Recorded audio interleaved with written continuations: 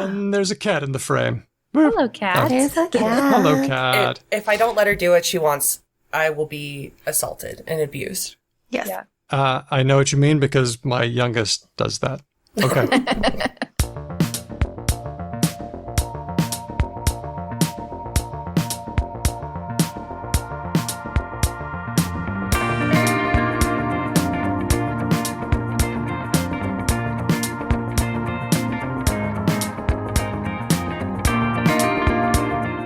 Hello and welcome to Because Language, a show about linguistics, the science of language. My name's Daniel Midgley.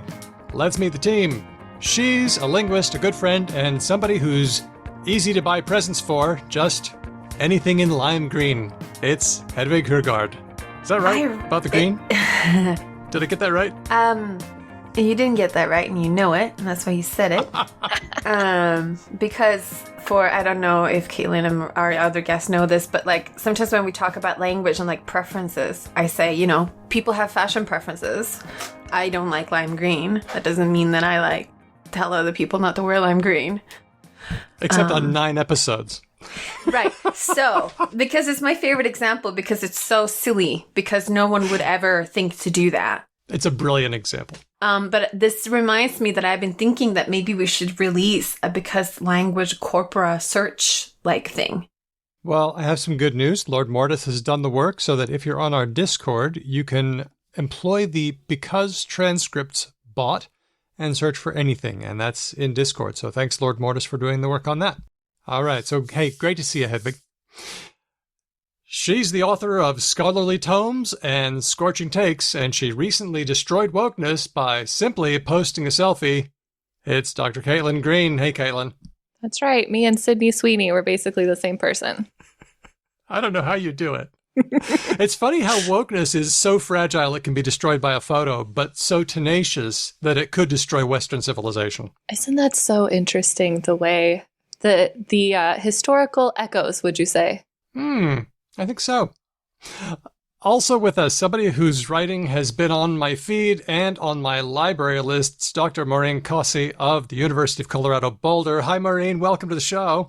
Hi, thank you. It's great to have you because I've been reading your work on alt-right semiotics, and I admire your ability to write that stuff because it's difficult to be in that world.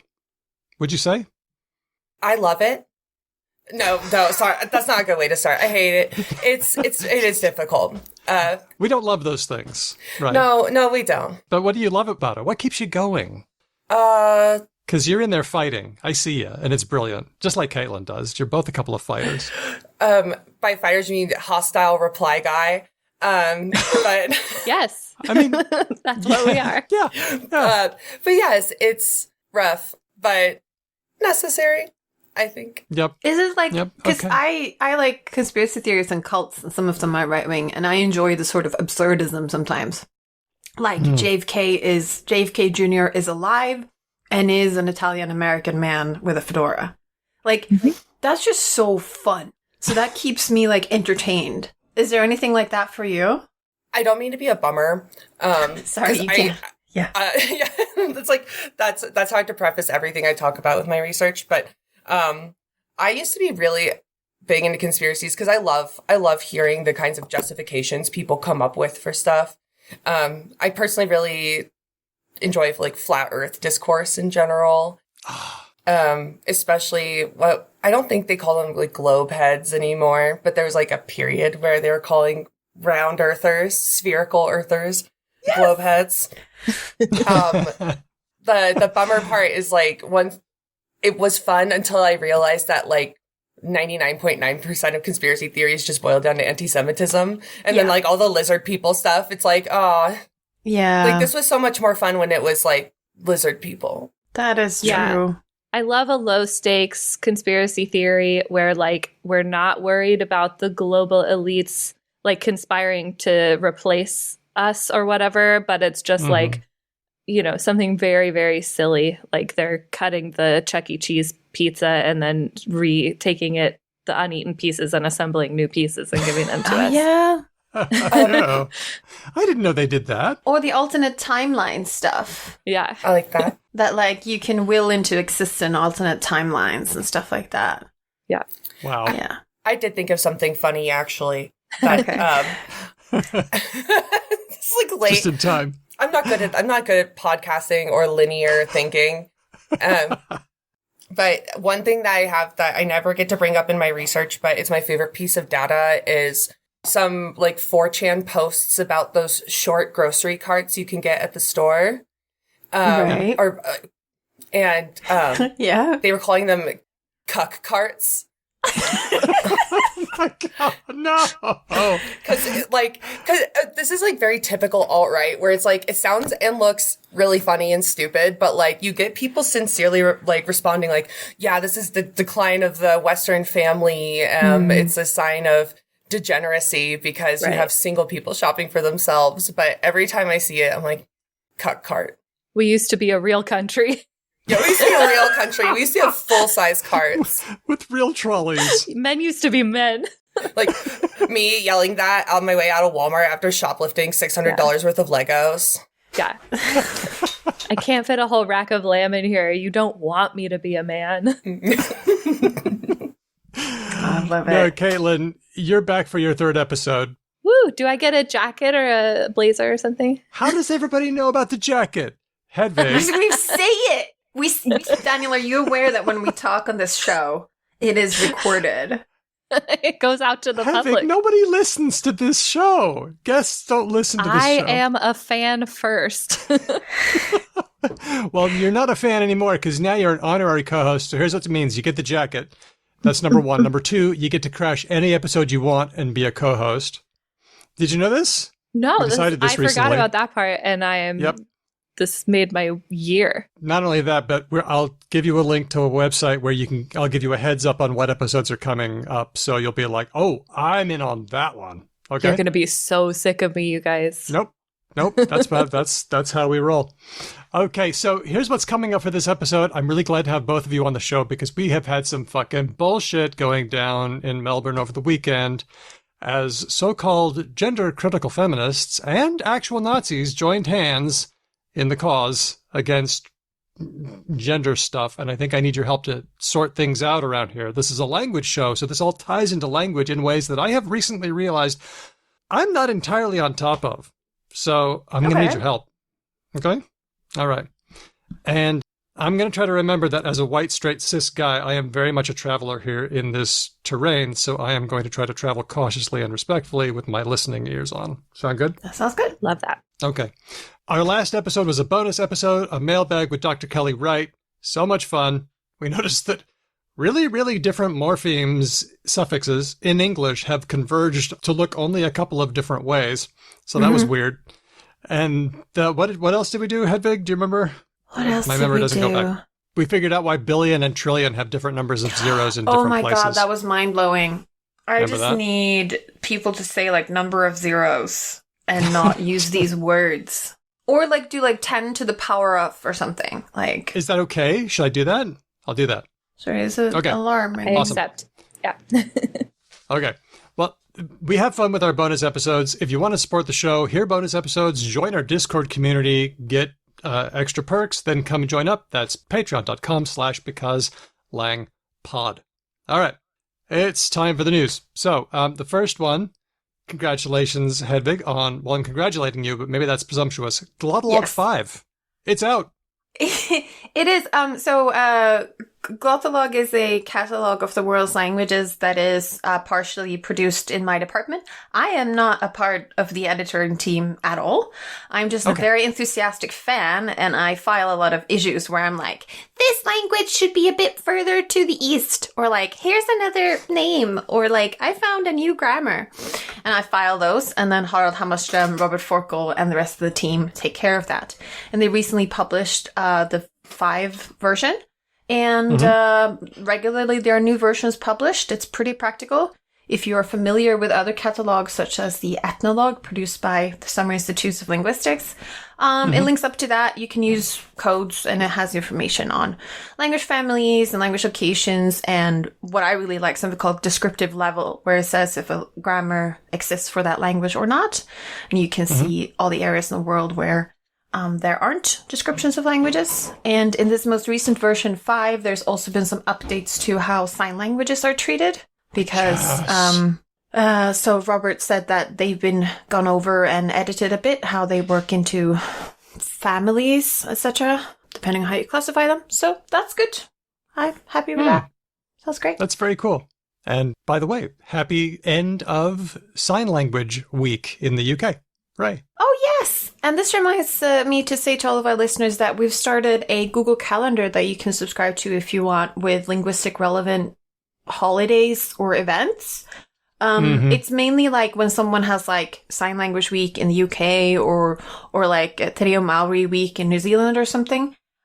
We haven't put in like conference calls and those kind of things because Linguistless said they might be doing that anyway. So let's not leave that wheels. That's right. But we did have OK Day on the 23rd of March, and that was the very first appearance of the word OK in a Boston newspaper in 1839, March 23rd there. Anyway, enough about that. But I think that's really cool that we've gotten a big update for Glottolog that's going to help a lot of people. Yeah, practical. And free. Which is nice. That's big, yeah. Yeah, that is nice. I actually really admire and appreciate a lot of the work that SIL International does and have done for our fields, but Ethnologue is a paid product.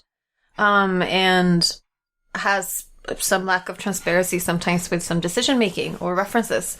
So I'm a big Glottolog fangirl for that reason. Well, you can head over and check that out at Glottolog. That's 2 T's, Glottolog, L-O-G, dot, I'll just spell it, GLOTTOLOG.org. Now, our next news item is about deplatforming. When people are banned from a platform because they've broken the rules, does it have any effect?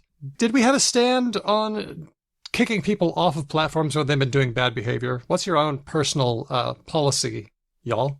I've been on the deplatforming works train ever since I saw Milo Yiannopoulos trying to sell little figurines on like a Catholic home shopping network.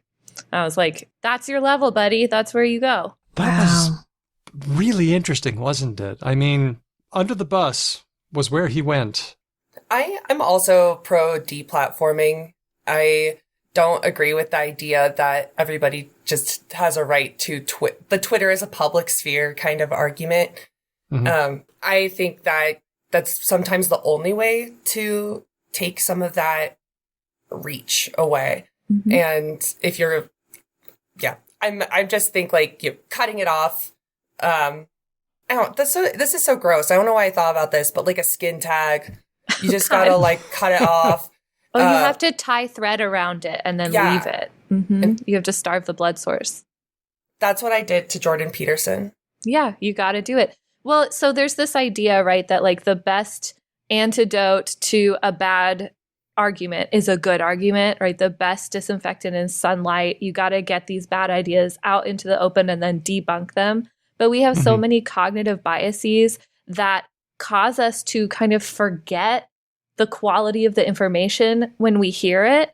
And it sort of just goes into the box and jumbles around. And then later on, we'll be like, I heard one time that like relative skull sizes are actually different between the races. And then it's like, well, shoot, you also heard that wasn't true, but apparently only one of those things made it in. That happens all the time. So just letting everybody hear all the information all the time, even if it's wrong, it's not as effective as we think. I do believe Lindy West once said that sunlight is not the best disinfectant. Sometimes sunlight helps things to grow. Yeah. What if it's a weed?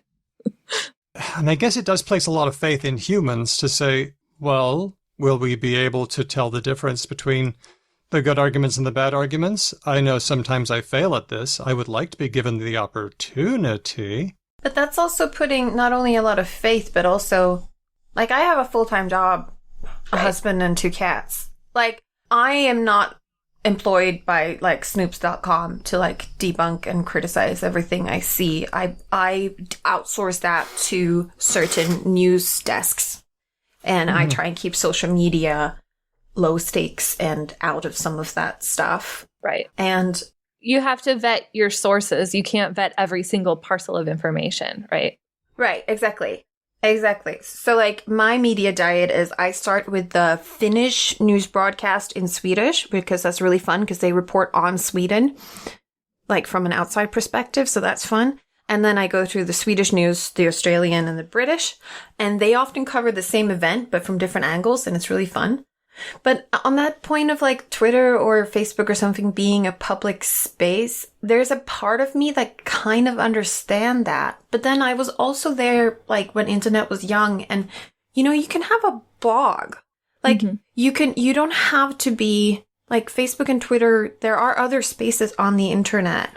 Right. Like, well, it's only come to this point where we think of it that way because of this kind of oligopoly of social media sites. yes, That, like, exactly. You know, that's a symptom. The fact that like Twitter or Facebook is where people go to get information and not other places. Yeah. That's not an awesome state of affairs.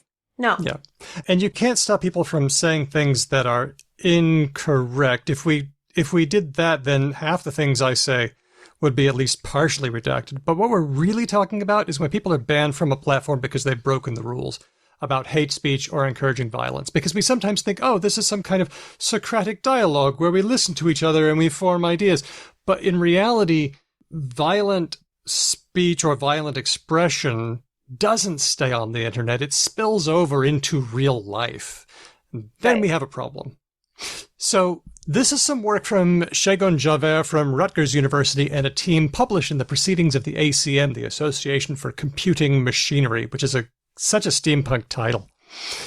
They looked at 3 right-wing figures, Alex Jones, Milo Yiannopoulos, and Owen Benjamin, after their Twitter accounts got pulled. And then they looked and saw, well, what happened to their reach? Were they just as popular as before, or did they see some kind of lessening of influence? And they found that deplatforming reduced the amount of conversations that people were having about them on Twitter. And they report that the overall activity and toxicity, as measured by the words in their online content, declined after deplatforming. So if we're talking about removing the influence of toxic actors or hateful actors, booting them off had that effect, even among their supporters. Right. Because then they go to some other smaller place and not all of their followers are dedicated enough fans to follow them there. So it all kind of goes down in numbers. They still have their really excitable fans. They're like, you know, really dedicated people. They're turning into the Catholic Home Shopping Network. Yeah, I gotta see. I don't know that they followed Milo anywhere, but like Alex Jones, right? He still has his own network that he's trying to do, and so you can go to his own website, the URL of which I will not say because I don't want traffic there. But I like this podcast, Knowledge Fight, which is about InfoWars, and they kind of talk about what he's doing at any given time. They go back in time and like they went through the whole Sandy Hook situation, and yeah.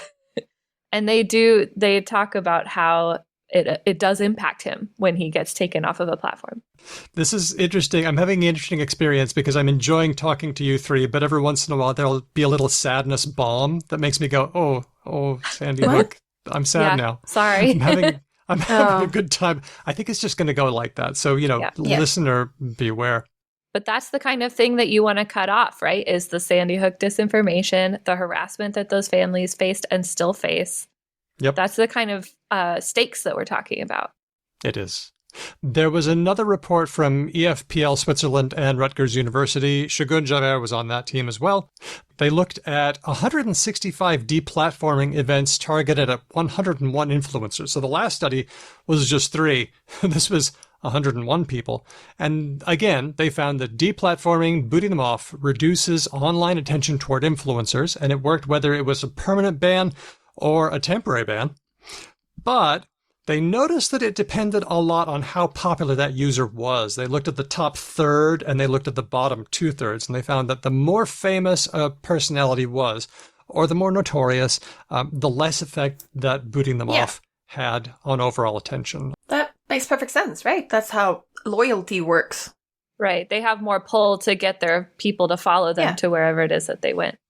I guess so. So it's partly the popularity of the network, but partly the popularity of the person. I guess that makes sense. It probably has a lot to do with how much energy they're putting into any given platform. Like if they're very famous, but they don't have a presence other than on Twitter, it might be harder. But if they also have a really populated Facebook fan group, or they have, a Substack with a lot of subscribers, or they go on TV a lot also, like they're going to have an easier time reaching their fans without the one platform. Yeah, that makes sense. Well, I guess one piece of evidence that deplatforming has an effect is that they hate it so much that they complain incessantly about it. That should be a guide that, okay, I guess we're doing that. I was watching Some More News. It's a podcast and a YouTube series that covers political topics, but they were covering the Daily Wire's Lady Ballers, which is a transphobic, just garbage, but they marketed it as a comedy. But in the film, this Sadness bomb. Right. This I thought it was like another word for girl boss. I think they were trying to play off of that, but this is about men trying to enter a basketball competition that's for women. Oh, okay. Yeah. Thank you for clarifying. Sorry, yeah. I was just like, girl boss TV show. Sounds great. I love it. But the main character is like this cool conservative guy, and he's like sleeping with this evil liberal journalist, whatever. But she's like, if you cross me, I'll cancel you. And you could just tell this occupies so much real estate. The kind of thing that we say all the time, right? I'm going to cancel you. I say sometimes that. I do joke, like I'll say that I canceled Steven Pinker, like that, I'll joke with my friends that I'm about to cancel them. And sometimes people on the right will see that on Twitter and be like, look, she admitted it. That is so funny. If we could actually cancel people and they would stay canceled, instead they just choose when they're going to come back. They don't stay. When I cancel somebody, they stay canceled. It doesn't work. All right. Well, that's a strategy note. Let's go on to our last news story about hand gestures. Hedvig, you pointed this one out, but I did some research. Do you want to drive on this one, or do you want me to drive? I want you to drive. Yep. Okay, cool. This is work from Marlene Terbecke from Radboud University and a team. We sometimes think of hand gestures as contentless, but they're really not. And I keep going back to an episode I did with my friend Mark Ellison. We talked about our brains sort of being prediction engines. Yeah. And when we are having a conversation with someone, our brains are furiously cranking through data, looking for patterns, trying to predict what's going to come next, looking for cues to interpretation. Yeah. This team wanted to look at gestures as a way of maybe helping us to predict what the meaning was going to be. But of course, in order for gesture to be helpful in prediction, the gesture would have to come before the words that they signify.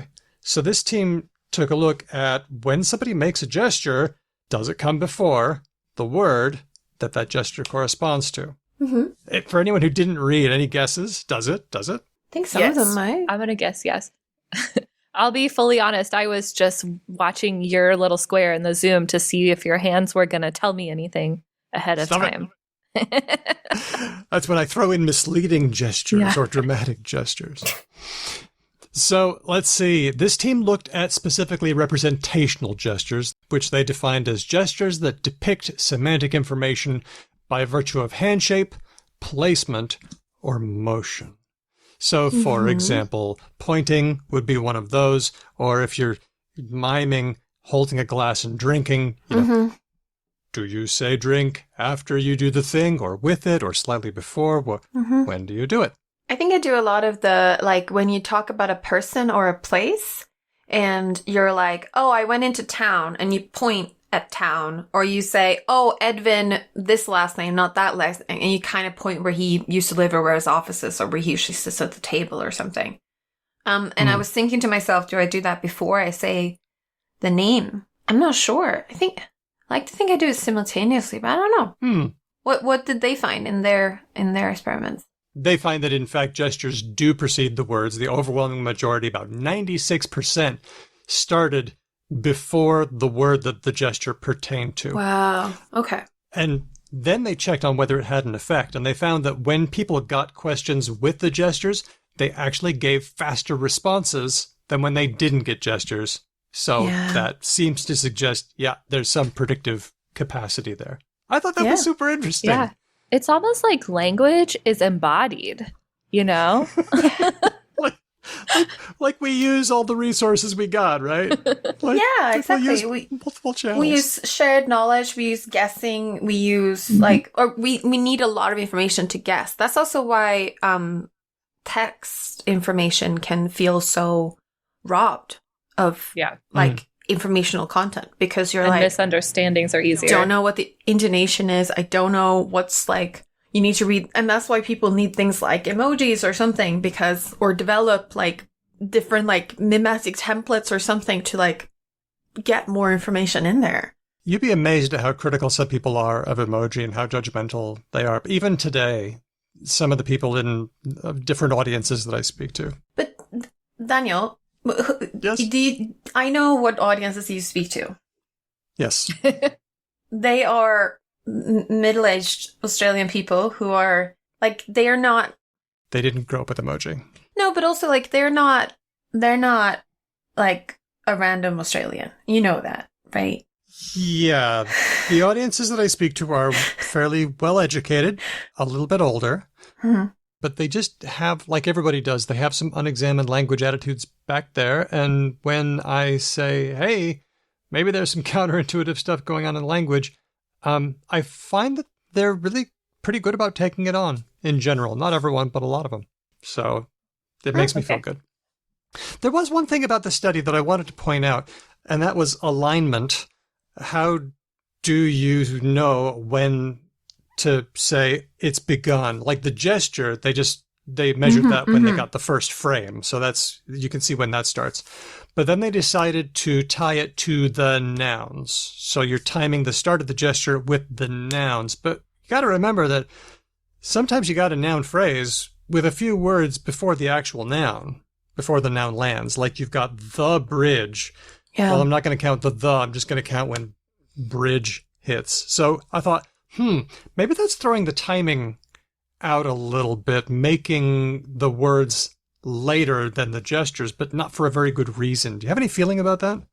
And also people start planning before they start vocalizing. What is it, like 200 milliseconds or something? Mm-hmm. That you start planning in your head. So you're thinking bridge before you're going to say it. Mm. I mean, once you say it's not like it's a given that bridge is coming next, right? A lot of things could come after that. So it's still helpful. That's true. That's a good point. And also, maybe because it was about 672 milliseconds on average where the gesture preceded the word, that's a lot of space. So, you could squeeze a few adjectives in there. It is time for our favorite game, Related or Not. Now, as you know, we put out the call for jingles for the Related or Not segment if anybody wanted to contribute a jingle, and people have been stepping up. So Adam, our listener Adam, has been sending some that he generated from Suno AI. So let's hear this one. Is it connected? Is it connected? Related or not? Is it connected to the word or the other word? Related or not? Isn't that lovely? I'll just let that fade out. Thank you, Adam, for sending that to us. We'll have more. And, of course, you are welcome to send a jingle if you would like to. All right, let's start with one from Bandito Juan on Twitter. Are the following words connected? Murky, as in dark and murky. Murk, to kill, as in getting murked. And then merkin, a pubic wig. Once again, murky, as in dark and murky. Murk, to kill, as in getting murked, or even just like getting killed in a video game or something. And then the merkin, a fashionable accessory. So fashionable. And functional, occasionally. That was going to be my word of the week, actually. like in all sincerity, I was like, Merkin, and then someone beat me to it, which is like the grossest form of what, serendipity? Yeah, right. Yes, Upsetting. All right, it's time to start guessing. Are any two of these related? All three? Or none related at all? I made a guess and then I looked it up. So murking, like killing somebody, murk, that's from like the word for like a paid fighter, right? What is that? Mercenary. Yeah, isn't that from mercenary? Oh, Isn't it like good guess. equipping? Maybe I'm totally wrong and now I sound like a mom, but that's what I think it is. Okay, that was my thought as well. I'm pretty sure that merc comes from mercenary, to kill someone. Okay, so I thought, yeah, that one's not related. Any other? But Do you think I might be wrong. merkin is like an eponym? Did somebody like invent it and be like, this will bear my name for generations to come? from a person's name. Fascinating. Okay. I, Stephanie Merkin, am gonna be famous. Or someone was like, I hate Stephanie Merkin. Oh my gosh, yeah. Like what people did with Santorum and bodily fluids. But a merkin isn't like necessarily as horrible as Santorum. You say that. I say that. True, some real prude out there could feel like, yeah. Depends on what you're into. Okay. And then murky. Do we have any feeling of whether murky is related to any of those? It sounds like we're saying, I don't think any of these are related. That's gotta be old as hell, right? Sounds old, huh? Well, also, so here's where I get to be the cheater. So Scandinavian languages, the word for dark is mörkt. Mm-hmm. Right. Okay. Very good. So that sounds... Like I said. So my guess was, I don't think any of these are related. Yes, mine Same. too.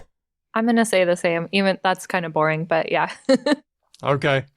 Well, it's not exactly clear. Let's start with murk as in murky or dark. It does come from Old Norse myrk, meaning darkness. Okay. Then we get to murken. It appears to come from a woman's name, which was Maud. Okay. Punch in the air. Come on. It got a diminutive and changed to Malkin, which was apparently a little Maud, and then from Malkin it moved to Merkin. In the late 1200s, it was used to describe a woman's servant, and then, because meaning jumps, it described the mop that she used, and then by the 1600s, a wig, specifically a pubic wig. Have you ever noticed that if a man's name becomes a general term, it just always means a regular guy like Average Joe or Tom, Dick, and Harry? But if it's a woman's name, it's always a generic term for a sex worker? Is that... That's not, hang on. I gotta put in John for toilet. Yes. And Good I gotta point. put in all Johnny. the different words for penis, like Yes, me too. Dick. Jonathan, isn't there like a John Thomas? Or just John Johnny, Thomas. right? Yeah. Or is Yeah. Johnny Mhm. a condom? Willie. Jack. Oh, Johnny is a condom. Mhm. Yeah, but Willie. Willie. Yeah. Yeah. Yep. Generic male names do have a tendency to Sometimes revert they to can penis. become genitals. There we go. Okay, you know what? I'm gonna take that on board. Now things get a little bit murky, because with murk, Wiktionary has it as a variant of murk, as in dark, turning out someone's lights, perhaps. But it doesn't say how it knows.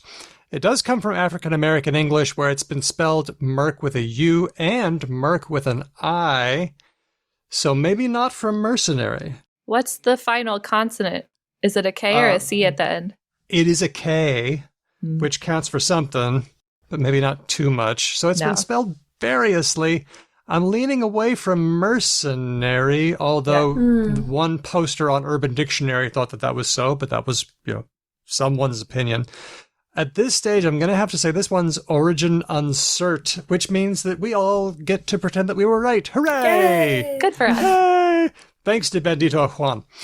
Let's go to one from Yitzi, who says, hello, my apologies if this was already done, but I wanted to submit harass and harangue, for related or not. Harass and harangue. Any feels? That's all right. They both start with har. What else starts with har? Harness. Harried. Oh, interesting. Yes, harried. Harmonious. Hold Harried. Yeah. Hold Harpoon. Harbinger. Harbinger. What is the har in harbinger? God only knows. I don't Does know. it have to do with like here, like location? These things get out of hand pretty fast, so I'm going to ramp Yeah. it back. My guess was I wouldn't be surprised to find out that these are doublets, like astonish and astound. You know, there are Yeah. these pairs of words that are related. They just go different ways. So I said, let's go related. That was my guess. I'm going to say it's a false, like it's going to be surprisingly not related. Okay. Surprisingly not. Okay. Very good. I'm going to say related Oh, okay. because I do not know. Come on, Hedvig. Come on, Hedvig. Yeah. I'm also going to say related. Okay. That means my odds are so good right now, my returns. Oh. Yeah, exactly. Like you're the contrarian viewpoint, I'm right? on 3 to 1. Yeah. She's probably right. And you're right. They are not related. Oh. Get some! I always do so badly at this game. So let's talk Amazing. about harass. And this one comes from the domain of hunting. There was an interjection that they used when you were driving the hounds forward. You would say, hare, hare, hare. I don't think it means hurry. But from that word, hare, comes a French verb hare, to stir up or to provoke or to sick a dog upon. And that's where we get harass. Is that also related to harried then? It is not. I just looked that one up.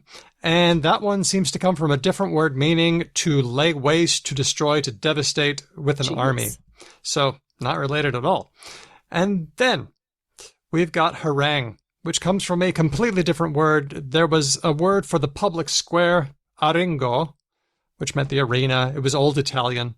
And it is probably related to ring because everyone sits in a circle, the notion of a circular gathering. And of course, what do you do when everyone's gathered around? Well, you lecture to them, you occasionally harass, annoy, and harangue them. So, Amazing. not related. Thanks, Yitzi. Finally, from MVP Chris via email, who says, discussion with my family. Actually, this is so old. He says, Christmas discussion with my family. Sorry, Chris. It's taken so long. We had a lot. It took so long. Jesus is coming back from the dead before you got it.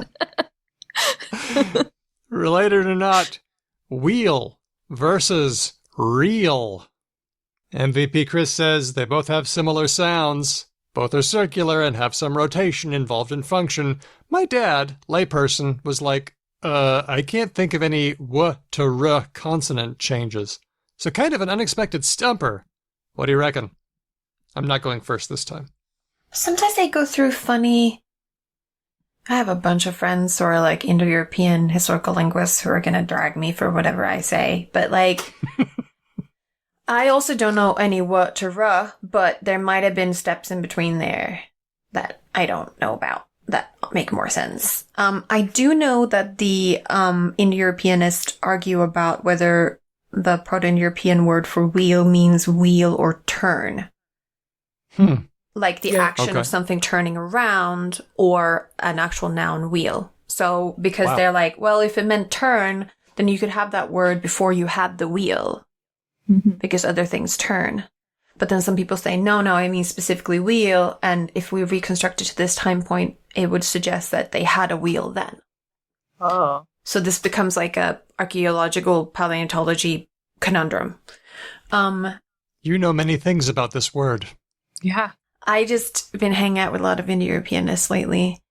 They're actually, by the way, fun news. Like, there are a lot of young, fun, nice Indo-Europeanists. Similarly to what I experienced with like generative functionalism debate, where people had a lot of aggression. I get the sense that Indo-European linguistics maybe is moving into a less aggressive phase. Maybe. We'll see. Oh, Anyway, domestication. That's lovely. at least they're Anyway, sweet. your answer. They're related. They're related. That's Okay. my answer. Okay. My answer is going to be that they're unrelated. Okay. Partly because I do not think there's an RW correspond, like a RW kind of thing. Fun fact about me, I went into grad school actually wanting to be an Old English scholar. Oh, yeah? And so I know that and I don't know how relevant this is, but those words both probably used to be used to have an H sound in front of them. And so I imagine that whale or whale or something like that, and then whale will be different. So that's my reasoning. Fair enough. So not related. Yeah, my guess is that like they are unrelated. Okay. Caitlin, it's down to I'm you. also going to say unrelated. I'm guessing that that it's just an accident that they sound similar. My goodness, you're correct. It's not related. Fudge. And the cool thing is Maureen, you got the thing right about the H in front of the W and the H in front of the R. The reel does come from reel, Amazing. a reel for winding thread. Goes back to Proto-Germanic rehulas. And then wheel did also have, it was whale in Old English, Old Frisian, and probably goes back to a different word, huehula, meaning wheel or circle. Interestingly, reduplication, quequelo, queque, you can hear the reduplication there over and over again, like a wheel, round and round. Okay. And so, yep, different words, not related. This is one of those rare shows where nothing was related. Yeah. Huh. Thanks, Chris. I am going to make myself a plaque and put it on that wall. You should. I got all 3 today. Nice! Yeah. Good job. There is one more quick one. Ice is ice, but what's the ickle in icicle? Is it just diminutive? Nope. Feels like a trick question. Is it the same ickle as in popsicle? Is it reduplication? It is reduplication, kind of, in a special way. Oh, a little icy guy. So, and it is the same as popsicle and creamsicle and corpsicle. Do you remember, Hedvig, our recent live episode with Ellen Joven? Yes. Of Grammar Table. Yes, of Grammar Table. We had some words for ice, like Spanish hielo and Icelandic jökull, which meant a piece of ice or a glacier. Well, get ready because our friend Corvin is going to blow our minds. He sent me an email, hello@becauselanguage.com, explaining that the ickle of icicle is actually Icelandic jökull, a glacier or a piece of ice. So not reduplication of the word ice. Well, Corvin says this. Okay. Jökull is related to an English word icicle from ice ickle, where ickle, jökull, means icicle. Piece. So yes, an icicle is an icicle. It's a redundant word. And then Corvin mentions this cool thing. This was formerly folk etymologized as ice sickle. You would think it would be sickle, right? Yeah. As in the opening ballad of Robin Hood and the Ranger, when Phoebus has melted the sickles of ice. So this is an example of rebracketing. Wow. Wow! There's so much here. So thanks, Corvin. The next time somebody gets mad about ATM machine or like chai tea, I'm bringing up icicle. Yes, exactly. You do these things all the time and don't notice. Yeah. Or salsa sauce or CD disc or like I love them. Yeah. I hate when I use all of them all the They're time. great. They're great. Yeah. Words jumping in to help each other out. I think we should make more. Yeah.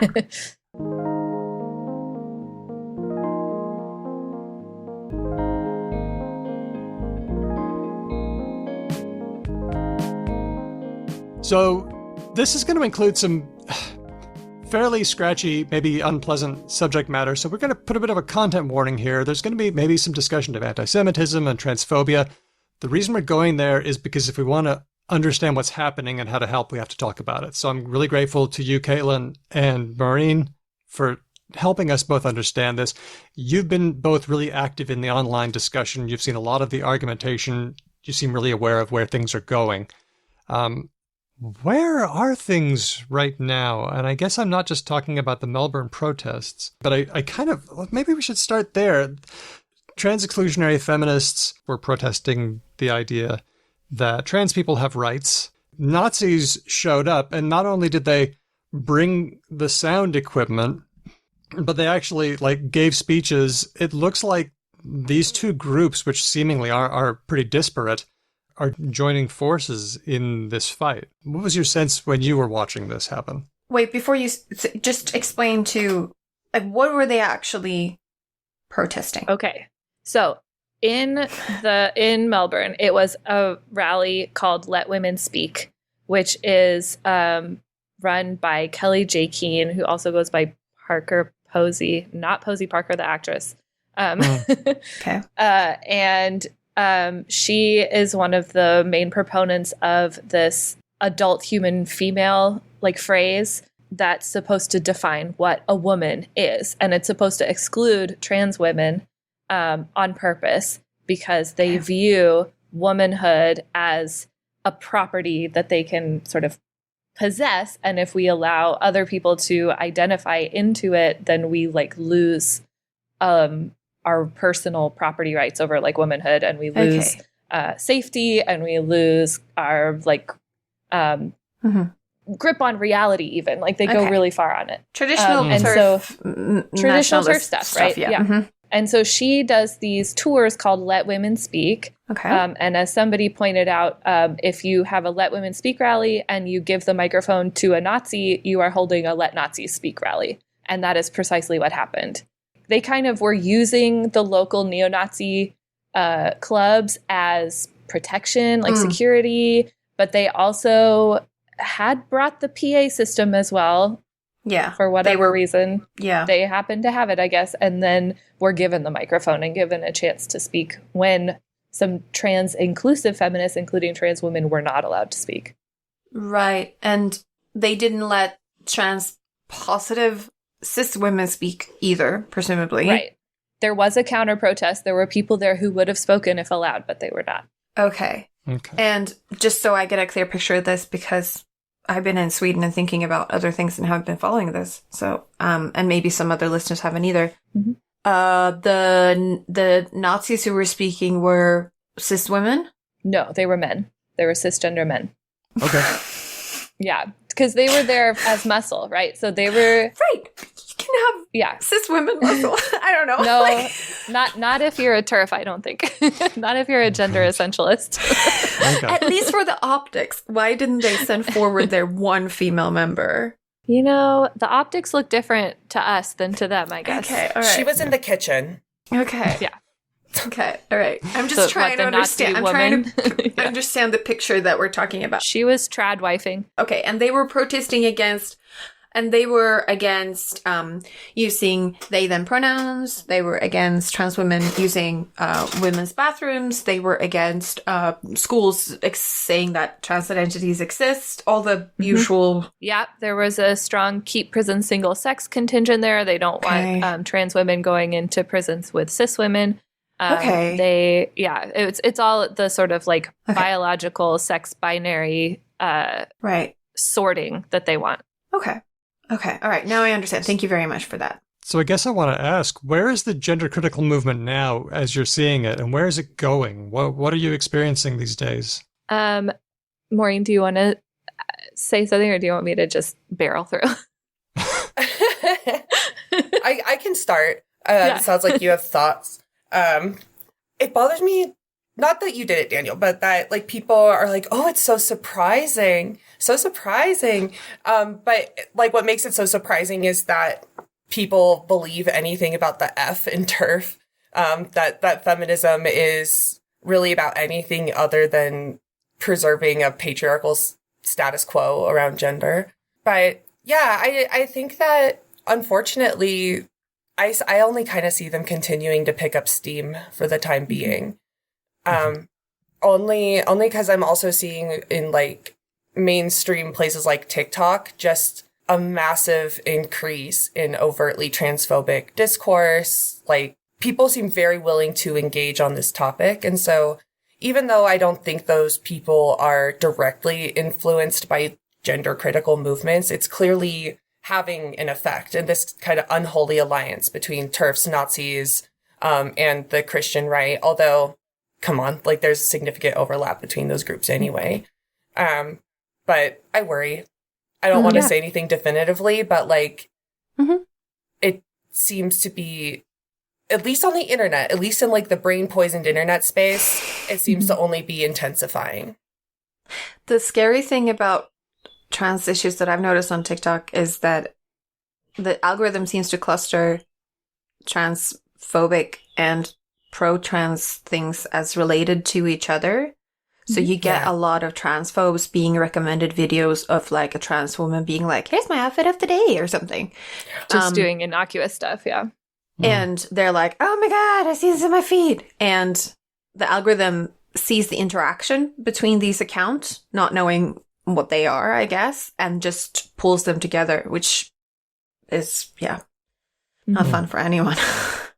I will say with TERFs, it's a question of kind of their attitude towards coalition building, right? Like, so they have this idea that their genealogy comes from the radical feminist tradition, and they will still quote radfems in like their writings, and they are concerned about some feminist issues, like, you know, the gender pay gap or like sexual harassment or like that kind of thing.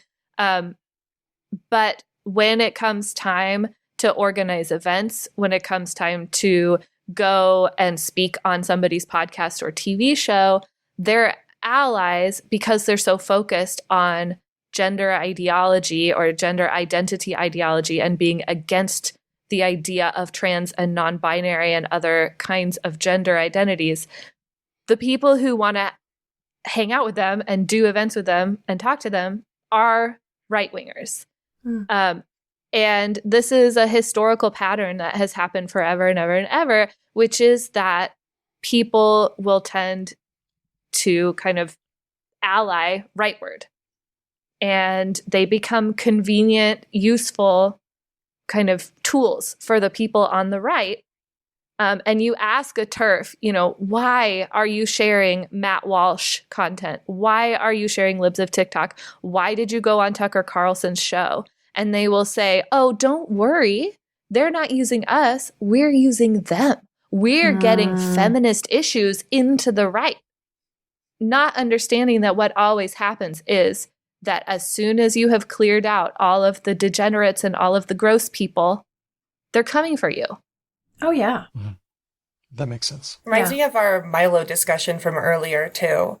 Because, like, when I was doing my early alt-right research, like, it was so fascinating because Milo was starting to gain momentum in the mainstream and was doing campus tours and all this stuff.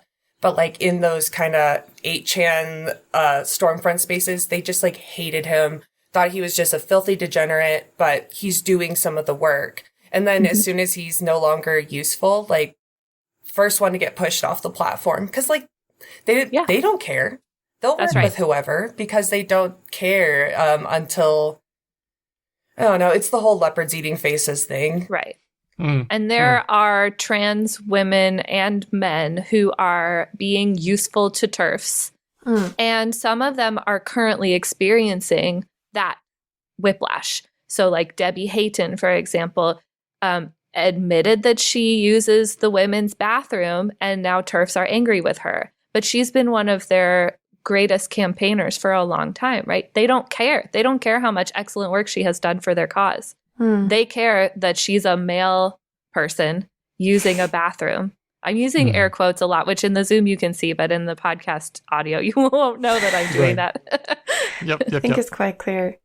All of this stuff has made me think about the label feminism overall. Like you guys are bringing up, because I mean, intersectional feminism has been a term around for a while where you sort of combine, you see people's identities as more also racialized, or your class or your gender identity, etc., as like all contributing to the system that you're in and what you're experiencing.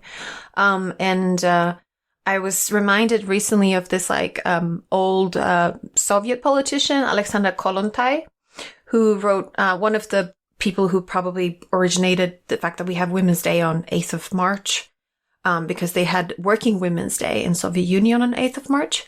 And she hated the term feminism because she was like, this is bourgeois nonsense. They don't care about working class women. They only care about estate wives getting to vote in Britain. Yeah. And I don't want to call myself a feminist because of that. Right.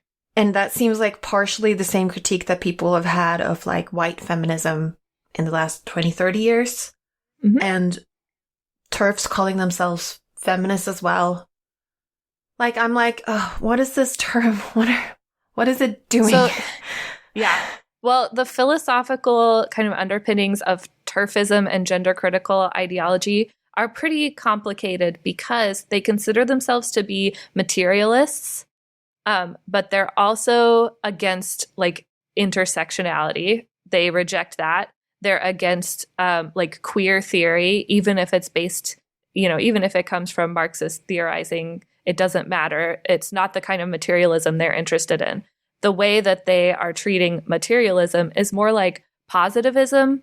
It's that there's some kind of unfiltered reality, and sex is about that reality, and gender is just feelings and imagination and nonsense.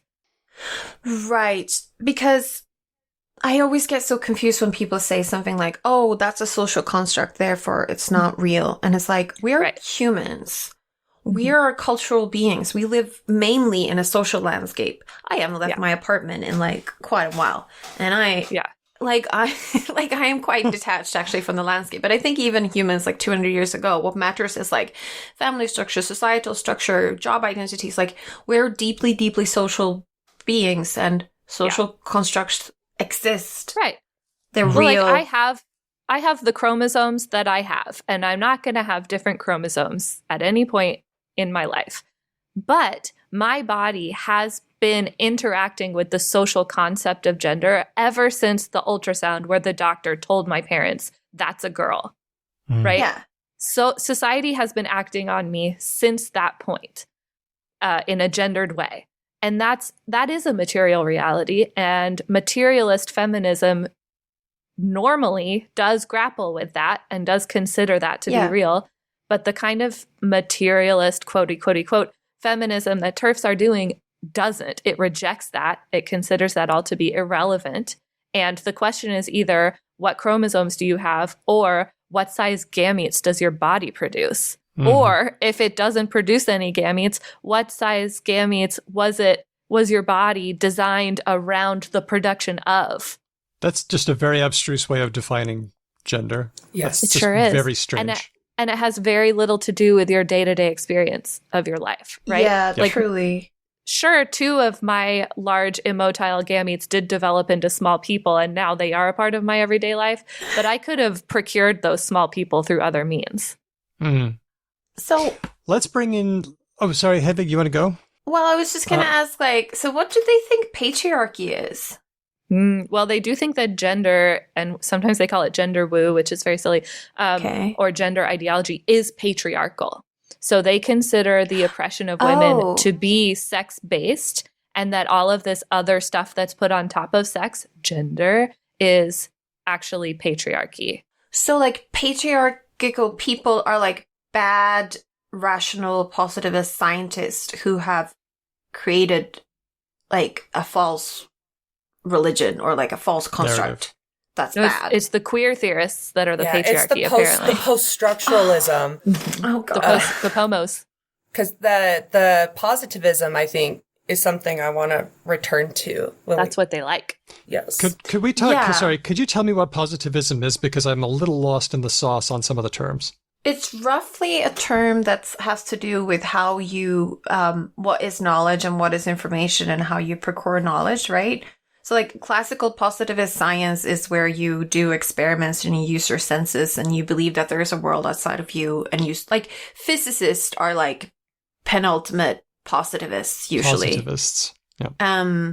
It's sort of like when people talk about the scientific method, that is usually deeply ingrained in positivism. Am I roughly on the right track?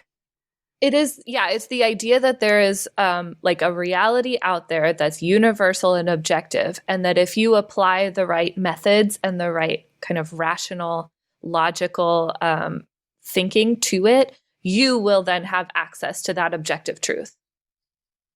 Sorry, Maureen's cat is glorious. I know, so cute. Oh my gosh. Yeah. I heard someone once say, you can't science gender. You can kind of statistics gender. Would you agree with that? What would it mean? I think that depends on how you feel about science as a thing you can do, right? Like, I think you can science gender in the same way you can science a lot of things that maybe other people wouldn't agree with me that you could science. Okay, with all that as background, I want to bring in the linguistics of it all, because that's what we do. Right. Yeah. This whole discussion was started by our friend and listener, Sim E, who says, maybe interesting linguistic news about prescriptivism and far-right politics.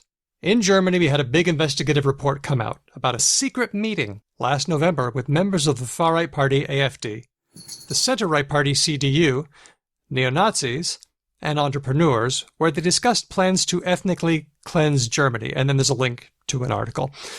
Sim E continues, the linguistic news about it. Between the neo-Nazis and entrepreneurs, there was one person that doesn't really fit the rest of the group, Silke Schroeder, a member of the board of directors of the Verein Deutsche Sprache. Sorry about my German. The That's Association good, of the... Thank you. I am a linguist. Association of the German Language, which is the biggest prescriptivist association of Germany with 36,000 members. It's quite well known in Germany with some famous members. In recent years, its main activity was putting out big press statements against gender-neutral language, which all the big media cites and publishes.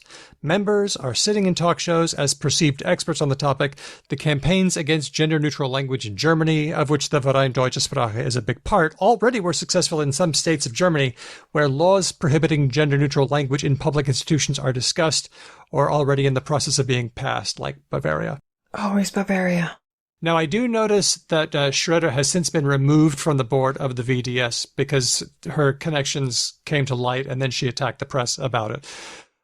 Now, we've covered articles and stories like this for a long time, but when this German example really brought it home to me. It's not just your grumpy coworker who doesn't like using gender-inclusive language. It's language bodies, it's political groups working really hard to prohibit egalitarian language, and I am not really sure I understand. Why do they care? What additional thing does demagoguing language give them? What's the point of this? I think language here is a metonymy term that actually is, they're using it to talk about something else, but they find it more practical to talk about language, but that's not actually what they want to talk about. But I know that in some European languages, people say that it's good to have language with obvious gender, like societal gender markers in it. It is actually a good thing for women because then it becomes more obvious when a group is entirely dominated by men or when the doctor is a man or something like that. And that's why you should continue to have, for example, gender terms for professions. They do here in Germany, like Arzt and Arztin. I don't know about that. It's fun to me that this was brought up by a listener because I live in Germany and like I don't hear anything about this because it's not in the news I consume. Doesn't reach the top news. It's very interesting to get this from here. Yeah. So I have some kind of big brain thoughts, like some kind of Love it. galaxy brain takes. So this is a way of thinking that is common to fascists and also colonizers and colonial kind of thinking, which is to think of the mind as an organism, like a cell or something that is vulnerable to illness and degradation by outside forces. And they think of the mind that way. They also think of like the human body that way, the person that way. They think of society that way. They think of like the nuclear family that way as like it's got a membrane around it and you should not allow impurities into it because it will corrupt the organism. And so what happens to their idea of language is if we allow people to speak about gender in a way that does not reinforce the gender binary and the nuclear family, the male-female, biological children unit, that it will begin to degrade their concept of their responsibility to form those units and their responsibility to fulfill those roles. They also like to bring up Orwell a lot because they're like, language, if you control the language, you control the society, whatever, So it is this idea that like you can actually damage. And this is a TERF talking point as well. If you allow for like, let's say a trans person to be a teacher in a school, they're committing a deception by wearing opposite sex clothing, and they're interfering with the child's neurological ability to discern sex when they see it. And you're actually causing them like developmental damage by tricking them in that way. And so it becomes about like the health and the integrity of the psyche and the mind and the person. And you mentioned that's when the Lovejoy defense comes in. Right? Right, think of the Because children. who's thinking of the children, right? Okay. Yeah.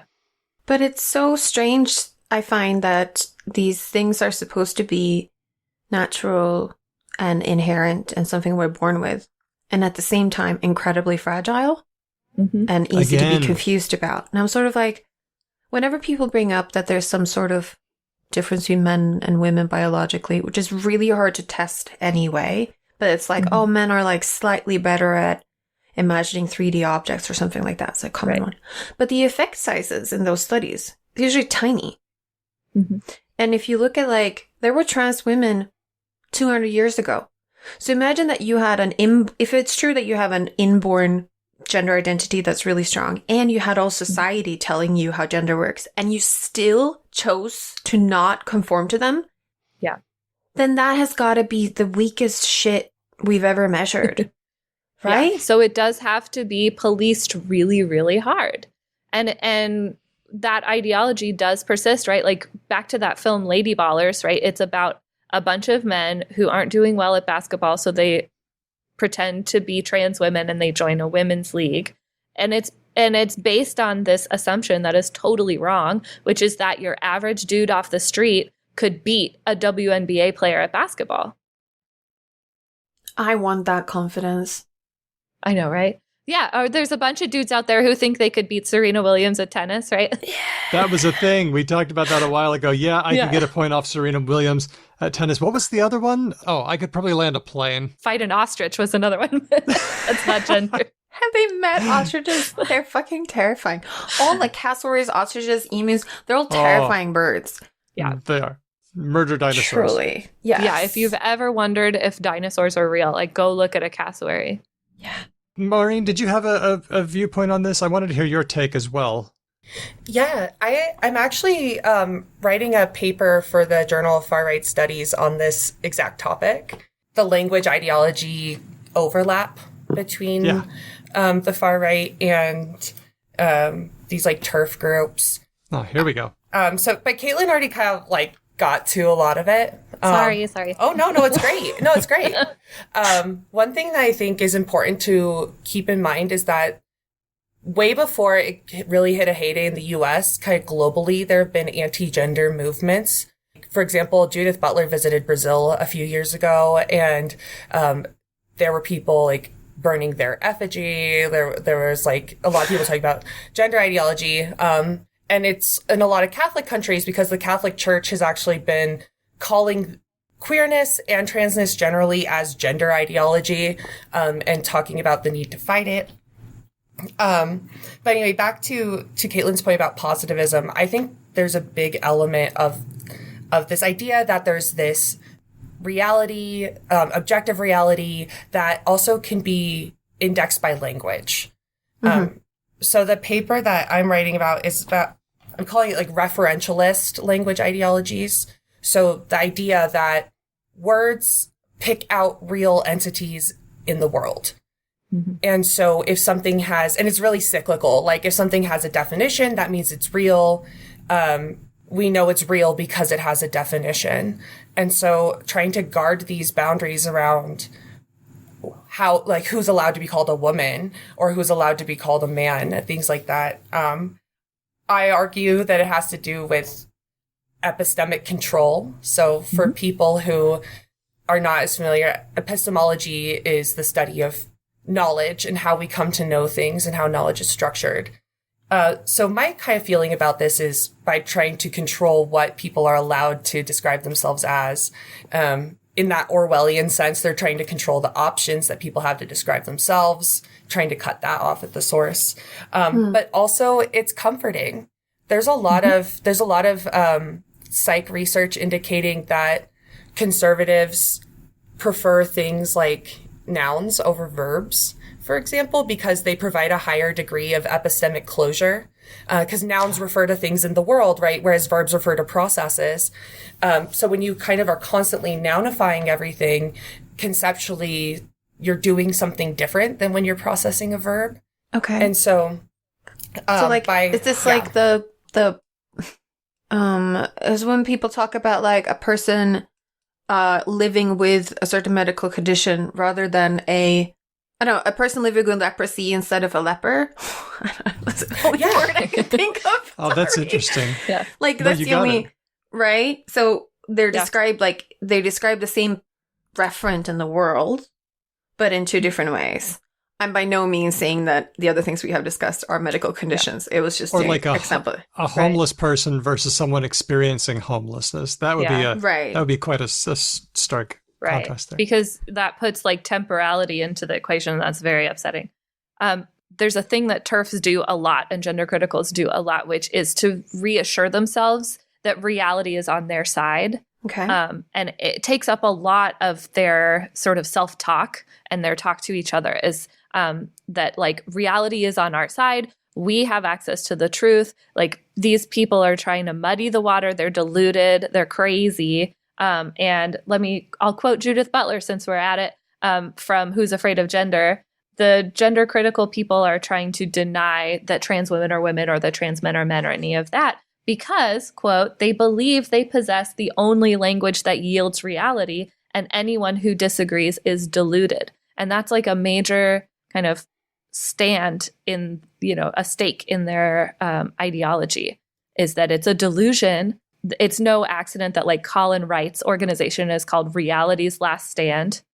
Colin Wright, who gets funded by Moms for Liberty, by the way. Mhm. The other one is the pronouns are rohypnol thing, right? There was an article that went out in gender critical circles, again, appealing to this idea of like neurological damage, that when you as a cisgender person meet somebody and you think you've clocked them as, for example, male, and then Yeah. they say, my name is Teresa, my pronouns are she, her, being informed of that is such a shock to your brain Oh my that God. you experience like a disembodiment and like a lack of ability to defend yourself against danger because you're just so neurologically interrupted by that incongruity. And they literally were like, it is the same effect on your brain as being spiked with rohypnol. Oh my God. Yeah. People say confusing shit all the time. I do double takes all the time. Yeah. Steve said like something really confusing to me this morning, and it took him like 2 minutes to explain it to me. I've been spiked, okay? It's not the same. Oh God. Yeah, good Oh, I'm point. so sorry. Fuck. I seem to remember that quote. A lot of conservative outrage is just them finding out how things work for the first time. Yeah, and Maureen brings up the point of this is a connection to race science as well, that they call themselves race realists. Some gender critical people call themselves gender realists or sex realists. They talk about the materiality of sex and about it being just reality.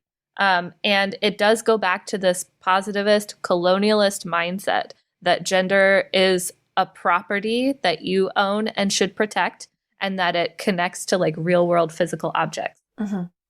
So when I say trans women are women, I am trying to use language to describe what I perceive as a reality. But they would say, no, we've got the reality. And by introducing this language, you're trying to muddy the waters, and our reality is the one that counts. Yeah. And they consider it as it's like a neurological attack. Like you've done a chemical attack on me by telling me that you think trans women are women. Amazing. What about the people that they sometimes claim to defend? I understand that children are very smart and sweet, but they're not very smart, and they don't. I mean, I'm sorry. At least sometimes they're please mean. continue. sometimes they're mean. No, but like for example, women that have suffered domestic abuse, sometimes TERFs claim that they are protecting those women, right? They say things like, "Oh, if a trans woman came into a bathroom and someone there had been a subject of domestic abuse by a cis man, they would feel bad somehow." Mm-hmm. Do we know of any like organization that works with protecting victims of domestic abuse that ever enters this debate in any way? Sometimes not by their own choice. So there is a domestic abuse shelter, I think it's in England, and the head of it was a trans woman, and the TERFs were furious, and they launched a harassment campaign that didn't stop until I believe that woman stepped down, because it was their belief that cis women who had experienced battery by a man would, upon encountering a trans woman, become re-traumatized because that's the same thing. Okay, so I think we've uncovered a lot of things about why language is the vector for this, because first of all, they believe they've got reality and they feel like it's important to describe that reality very accurately. But I can also see how that would work for linguistic conservatives because change is hard. Language change can be difficult for people to get used to. And so by seemingly taking a stand against language change, that would have a lot of appeal to conservative people in general. Yeah, that's right. It's about the defense of the status quo in general, right? That like the gender order of today is the natural gender order, or more accurately, the gender order of when I was a kid is the correct gender order, right? For any given person. So I grew up with a mommy and a daddy in the suburbs, and therefore everyone should be a mommy and a daddy in the suburbs. And then erasure of trans people allows people to say, we didn't used to have all this stuff back then. So it makes it seem like a new thing. That's right. And so they always share a graph that shows, a sudden, what looks like sudden increase in people answering surveys to say that I am transgender or I'm non-binary, or also they're upset about bisexuality going up. I don't know why. That sounds great to me. But the idea that it's only sudden, and there's some books, TERF books, that say transgender ideology started in the 90s, where we have evidence of trans people going back hundreds of years, actually, like definitive proof. And then we have suggestions that there are lots of different ways to be your gender going back thousands of years. Not even knowing their own history, too, which is classic, because, like, Sheila Jeffreys wrote The Transsexual Empire, like, in the 70s. It's truly a Google search away. Yeah, it's right there. But not that I care. Good. Don't read Jeffreys. But we're just going to have to listen to you misinterpret her, too. So. I worry sometimes when people who think that trans lives matter seek to convince people by saying that there's a history or that it's widespread in many different independent communities. I wonder if that's buying into the argument that makes it therefore more real. Because right. I think that even if trans identities were invented and never existed before the 1980s, that still makes them fine. Yeah. Right? It only matters in as much as it's not true, right? But even if it weren't true, if people just started being trans 20 years ago or 30 years ago, good for them. Yeah. Yeah. Like, I don't get, like, I feel conflicted about that, because I do think it is potentially convincing of some people to say, like, look, we know about trans identities and lots of different, that don't look the same, by the way, as like American trans identities aren't the only universal non-binary identity in the world, right?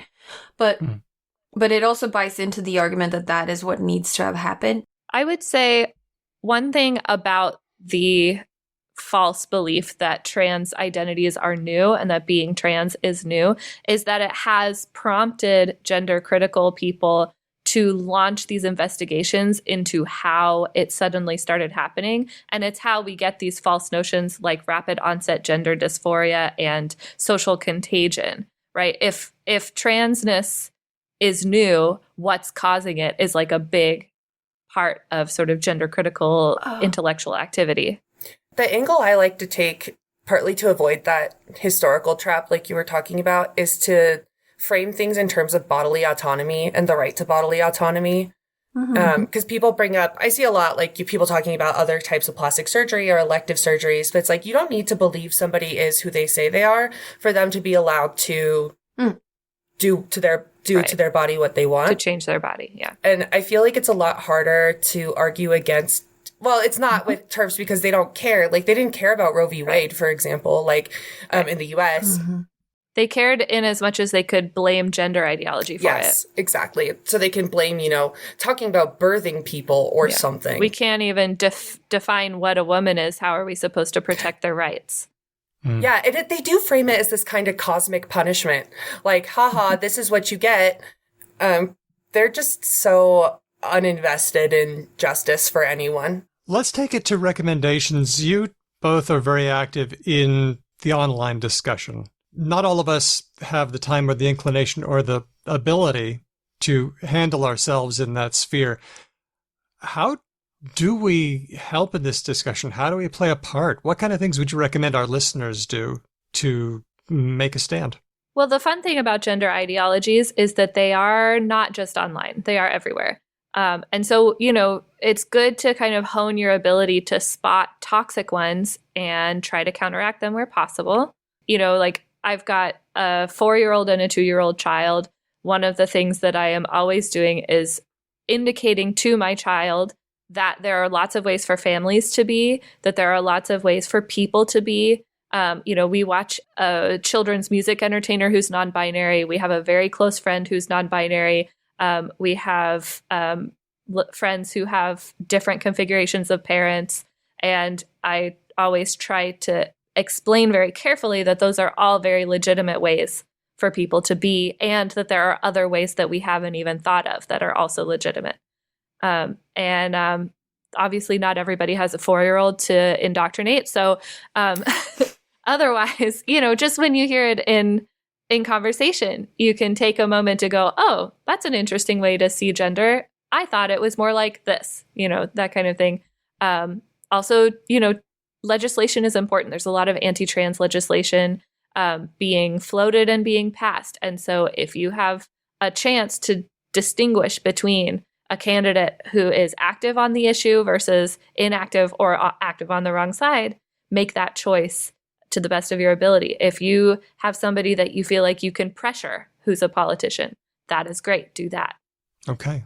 Maureen, what would you recommend? I love everything. I endorse everything Caitlin said. I think it would be very funny if we did a counter. Musk is pushing the great replacement conspiracy theory and stuff. It'd be very funny if leftists just push this thing of like, let's have as many babies as possible and indoctrinate them all. Hell yeah. That would be very funny.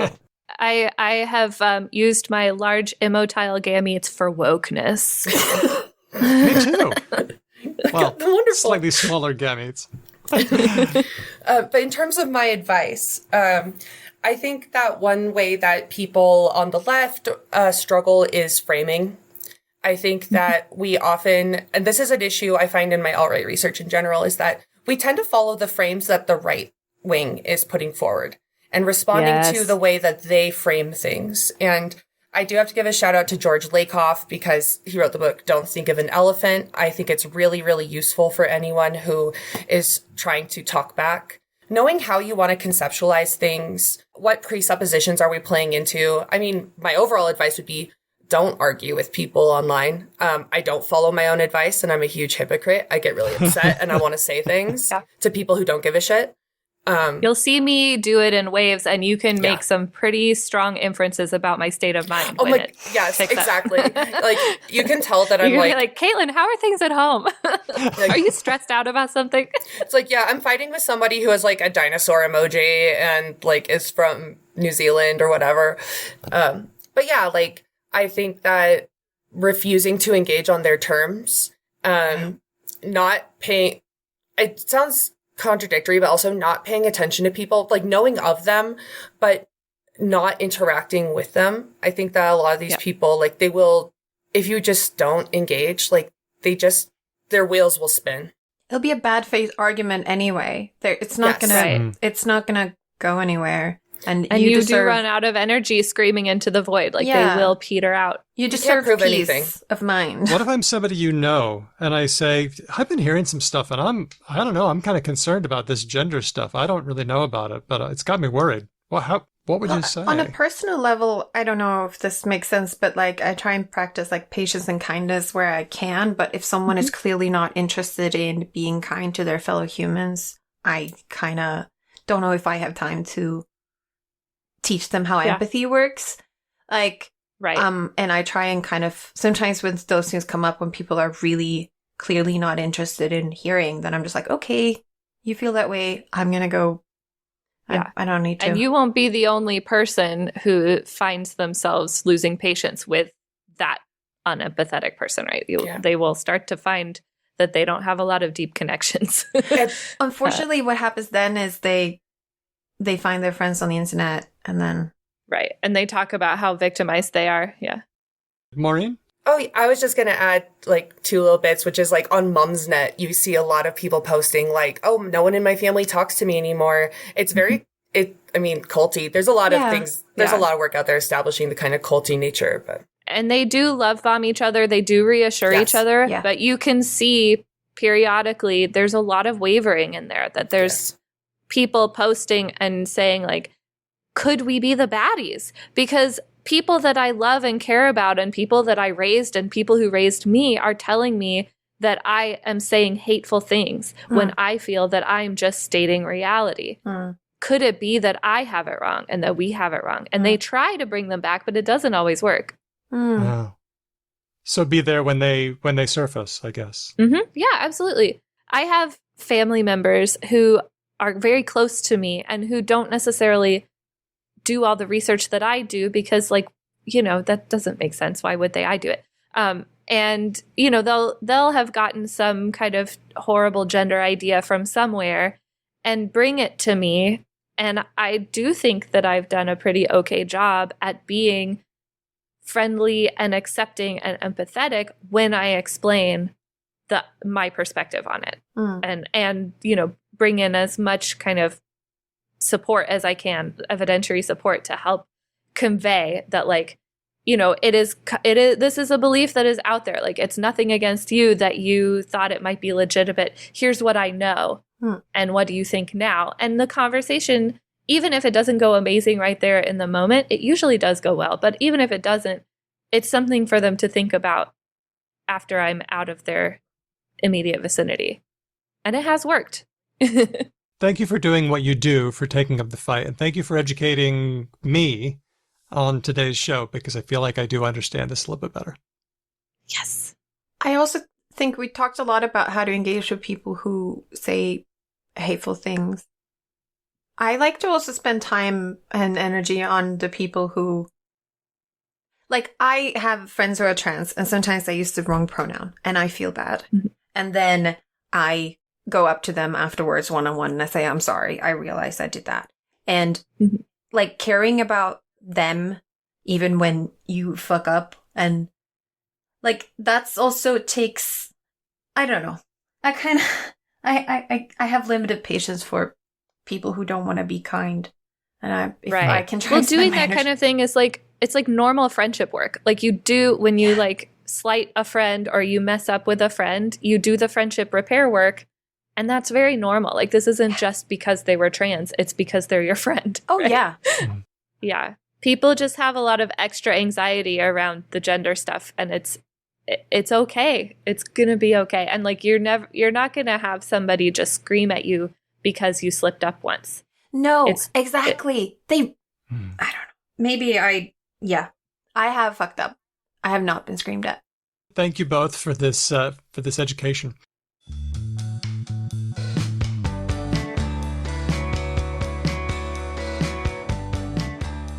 Let's take it to Words of the Week. And this one was suggested by Heather, who says, hi, I have a suggestion for Word of the Week. Fundy baby voice. We know what this one's about. Now, this one is about women's voices, and especially one woman's vocal performance. And I'm aware that we live in a world where women's voices are criticized and scrutinized and discounted. So I don't want to be one more person who's dishing out criticism about the way a woman talks. However, I am incredibly interested in how people use language to construct and perform identity and get across their goals. And this falls squarely in that realm. So, Heather has given us a link to the Huffington Post. Fundy baby voice seems to be everywhere now. Here's what you should know. What do you know about this? I've heard people talk about this on TikTok because it occurs also in Christian evangelical cults, right? That's right. That's the fundy part. Yeah, there's also known as a That's the fundy part. Keep sweet voice, I've heard. Keep sweet, that's right. Yeah. You've watched a lot more about this than I have. I am fascinated by American religious fringe. Yeah. Like, evangelicals and Mormons are so interesting to me because... Well, yeah, the fundy baby voice is a direct result of the repression of women in fundamentalist spaces, right? They're not allowed to be too assertive or harsh or anything, even when they're assuming authority roles. And so it is this careful management of keeping in the forefront your identity as an evangelical female person who has very few options for agency and who cannot afford to be seen to be stepping out of your role, while also trying to be emphatic and convincing and even be a leader. Maureen, you probably have a lot more to say about this. What does it sound like? It sounds a little bit breathy, a little bit high, and very characterized by emotionality. Like it sounds like they're almost going to cry. Like there's a shakiness in there. Shall we listen? Let's do it. The background for this is U.S. President Joe Biden delivered the annual State of the Union address, and it's customary for the opposition party to give a response, usually pre-recorded. So Alabama Republican Senator Katie Britt delivered the response, and here's how it sounded. The American family needs to have a tough conversation because the truth is, we're all worried about the future of our nation. The country we know and love seems to be slipping away, and it feels like the next generation will have fewer opportunities and less freedoms than we did. So, like you say, the breathy quality, the slight tremble in the voice. Yeah, it's kind of a feminine frailty. You can also see in the video she's smiling the whole time, even though she's talking about some really dark ideas. And some people who grew up in fundamentalist or evangelical families have likened it to a fawn response. A fawn response? The fawn response. Yeah. So like if you're in an abusive situation, you are trying to fawn, like literally make yourself seem really scary and like you're never gonna fight back ever in your life. Please don't. I'm not a threat. Please don't worry about me. You are so strong. You are so amazing. It's not just fundamentalist Christians. This is also a Mormon thing. Like I recognize this as Relief Society voice, and I have a clip, but I won't play it right now because of time. But this is like a lot of Latter-day Saints were saying, why is she talking like a Latter-day Saint? This is big, but this is an example of convergence where you don't have access to power, but if you take power, then it'll seem like you're too strong. So avoid being threatening to men or over domineering. Right. What I like to call it topping from the bottom. Nice. Thank you. Okay, so there we go. Fundy baby voice, a way of getting your goals across. Let's go on to the next one. I've often thought about why so many notable people in journalism and business and academia have flung themselves into weird authoritarian ideology. Matt Taibbi, Greenwald, Sternwind Plonker, of course. You know who I'm talking about. So there's a bit from Media Matters, and there'll be a link on the show notes page for this episode. It's about Russell Brand. Media Matters has done a thing on Russell Brand's evolution. Oh, yeah. And the word of the week is grift drift. Yes. I think it's important to realize that some kinds of ideologies can make people money. Like there's a word that's we talked about before, which is like there was some analysis, I think it was by Media Matters and the QAA team, about like how Russell Brand was changing his video content based on views and comments. And he noticed that when he said certain things or did certain things. So he's sort of, in a way, partially radicalized by his audience. Yeah. Because... Yeah, is grift drift different from audience capture? Ooh, I don't know. What is that? How would you describe that? So that's what Hedvig is also describing there, is like when you have a certain audience and you hint towards something like a little bit conspiratorial or a little bit like right-wingy, certain members of your audience get really excited and become really supportive of you. Yeah. And other ones kind of wander away because they're not interested in that. Mm-hmm. And over time, it sort of it's a vicious cycle. And so you end up going from Jordan Peterson saying you should take personal responsibility, you should clean your room, you should take a shower, and you'll have a better time in life, to being like women are chaos dragons and the devil is behind, gay people or whatever it is that he says. I don't know. Eat raw meat, nothing else. It's like the YouTube rabbit hole, but for creators. And with platforms like YouTube, you get such detailed feedback. So like content creators get reports on like what words did people search in order to find your videos. Right. And then they So see you're those- getting a lot of information Yeah. about your sort of market share and who you appeal to, Yeah. and then you modify to increase that, and you find yourself grift drifting. Yeah. Amazing. Money is important. Sure is. Why don't lefties give lots of money to grifters? People do. Or do we? People do. I think it depends what lefties you're talking about. Yeah, Okay. yeah, it does. I mean, there are people who just like mindlessly buy Che Guevara t-shirts at all times. You know, I suppose. mean, there are, right? Like, Yeah. But that's not the same as like paying No. into an influencer's Patreon, right?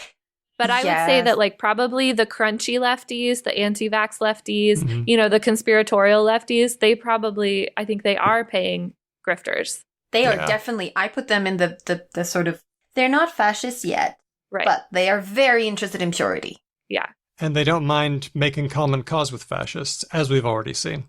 that's right. They're doing the same stuff with disability and illness that fascists are doing. Okay. Last one. Great gender divergence. We heard a report last month from John Byrne Murdoch publishing an article in the Financial Times. Looked at 18 to 29-year-olds in the US, UK, Germany, and South Korea and claimed that men were suddenly becoming much, much more conservative than women to a level not seen in other generations. And of course, a lot of commentators jumped on and decided the lefties were to blame, as always, for not being welcoming, for being divisive. We were driving young men into the clutches of the alt-right Oh. warlocks. Any truth to this? I was listening to a podcast today. And it was the Chapel Trap House guys on the QAA podcast. And they were talking about yeah. like that sometimes governments, and especially the American government, do form conspiracies sometimes. And it is worth thinking about the society in structural terms and think that there is a structure. It's not lizard people eating children, but Right. the basic premise of like millionaires are probably not interested in your well-being is Yeah, and sometimes they have meetings about it. That's not crazy. Okay. that's not crazy, right? So I think it's hard when you face a very precarious working situation where you can't really hold down a job. You don't have the same economic opportunity as the parent generation did, and you feel like it's out of your control. Then I can see it's quite easy to slip into wilder conspiracy theories because like some conspiracies, like, I don't know if I'm expressing myself well, but there's a little bit, if there's a grain of truth in like millionaires are probably not interested in the betterment of society. Yeah, I mean, this is a case of it was capitalism all along, Yes. right? Like, we're more isolated. We don't have any third spaces. We don't, like, everything's a business now. Like, you have to go to a store just to get out of your house. Yeah. And Yep. sometimes I'm like, I don't know if that's true. There's playgrounds, but I can go to a playground because I own some small people. I don't think your random person who does not have small children No. can go sit on the bench at the playground and not be bothered. So Yeah. it is really hard to gather in places without it being sort of Yeah. commodified. Lately, I've seen some pushback on the great gender divergence. One Yeah, article on I think that's LinkedIn fair. from Dr. Antarika Sen points out two things. Number one, it's not men who are moving, it's women who are moving to more liberal, which is causing the divide. Men are relatively unchanged. And then if you look at studies, it appears that majority Generation Z men are not themselves conservative. They're not changing, it's the women do. Ah. Okay. So, fundy baby voice, grift, drift, and great gender divergence are words of the week. Donnie, I have one really short and it's not a bummer. You got one? All right, sock it to me. Okay. Dinkwop. Did you say dink wop? Yes. What did you just call me? I am a dinkwop. You are? Yes. Okay, double income, no kids. Yes. Is that right? Good, Okay, good, what's good WAP? start. Oh, I know the other part. No, that's not. That couldn't Working No, on it's not. It's phonetics. not. It's not. be what that is. Not A that thing that you WIP. need a bucket for. Thank you. Well said. With one pet. Yeah, with a pet. Yeah. With a pet. Yeah. Oh, very nice. Was it with a pet or with one pet? Was it WOP? Oh, AP, not It's OP. WAP. AP? So it's with a pet. So you could also With a have Wet ass. Oh, Very good. I happen to have two, but it's just a word for like when you can spoil your cats. We recently bought them little lawns again. Aw, I the fur love kids. the little lawns. Yeah. Anyway, Big thanks to you, Dr. Caitlin Green and Maureen Kosse. Do you want to tell people where to find you? Yeah, you can find me on Twitter. On Twitter, come on, guys. It's Caitlin Mariah, and also on Blue Sky, same handle. Yes, and on Twitter, I'm Maureen Kosse, no spaces, and on Blue Sky, I'm M. Kosse, MKOSSE.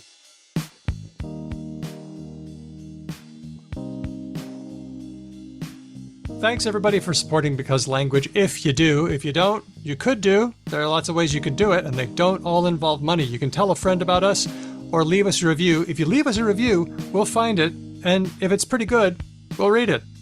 You can follow us. We're Because Lang Pod in just about all the places. Remember how everyone dumped Spotify because of Joe Rogan, but then like 4 months later, everybody was back on Spotify? We're still not on Spotify, but we're everywhere else. And you can send us ideas or comments by email. That's hello@becauselanguage.com. You can also send us your voice. We have SpeakPipe on our website, becauselanguage.com. Just send us something that way. Thank you. yes. And if you do become a supporter on Patreon, you get certain perks. You get the nice fuzzy feeling in your tummy of knowing that a little bit of money goes to transcribe, buy me new microphones, give a little bit of money to our guests and nice things like that, and mail outs.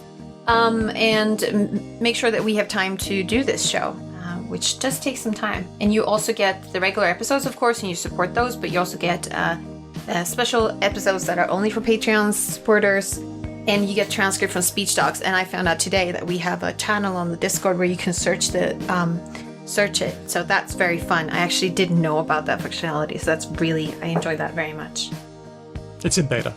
And I'm going to give a special shout out to our top patron supporters. They are Termy, Matt, Whitney, Helen, Jack, Ferrocat, Lord Mortis, Elias, Graham Mary N, Larry, Renee, Christopher, Andy B, James, Nigel, Meredith, Kate, Nasrin, Joanna, Nikolai, Keith, Aisha, Steele, Margaret, Manu, Diego, Aria Flame, Roger, Rianne, Colleen, Ignacio, Sonic Snedgehog, Kevin, Andy from Logophilius, Stan, Kathy, Raj, Cheyenne, Felicity, Amir, Kenny Archer, Tim, Alyssa, Chris, Angry Balls, Tig, Louise, Rhina, Tony, and Wolfdog, Molly D, Sam, and John Choi. This list, Daniel, is getting long. It's getting seriously long. Can I ask that Maureen does the last bit? Yes, please. Maureen, would you please yes. read us this lovely text? Yes. Our theme music was written and performed by Drew Krapyanov, who also performs with Ryan Bino and Didion's Bible. Thank you for listening. We'll catch you next time. Because Language. Well read. Thank you. Well read. Thank Very you. nice. Thank you. Thank you all. I was here like 15 minutes early, just like plugging things in and selecting. You were. Yeah. You were. But then we had a good chat. You got to hear me improvise songs as well. Yeah, that's you as Improvise I think that's songs? like a parent thing that I also have, and I will sing like changing your diaper, getting you clean, Yeah. gonna get a fresh outfit on you. Yeah. Poop went up the back, and we've got to get it off. Oh, that one we always say big summer blowout from Frozen. You know, I've actually noticed that that's kind of a performance thing for my parenting, because when I'm singing, I'm the dad who's not impatient. We're getting your shoes on. Does. It puts You know what I mean? in It's the like- moment and like, yeah, keeping things going, but not being like, can you just do the thing? It communicates that dad is happy, and I don't. The most terrifying creature in Eden Blyton was Mr. Turnabout, who is suddenly flips from normal to angry, and I don't want to be Mr. Turnabout. I just realized, oh shoot, that's bad. I just watched Witches of Eastwick for the first time last night. Oh, Yeah. Yeah, I've never seen it before. And I've never there's this seen it. moment where Jack Nicholson shifts from being like this very generous, gratuitous, cool guy to being very, very angry. And Yeah. it's very scary because there are other characters that are angry all the time. Yeah. Yeah. But like you don't know to be careful around the one who's acting cool until it flips. Yeah. It's an abusive tactic Yeah, to keep it's people really off balance. scary. Holy fuck. Insecure attachment. What is that?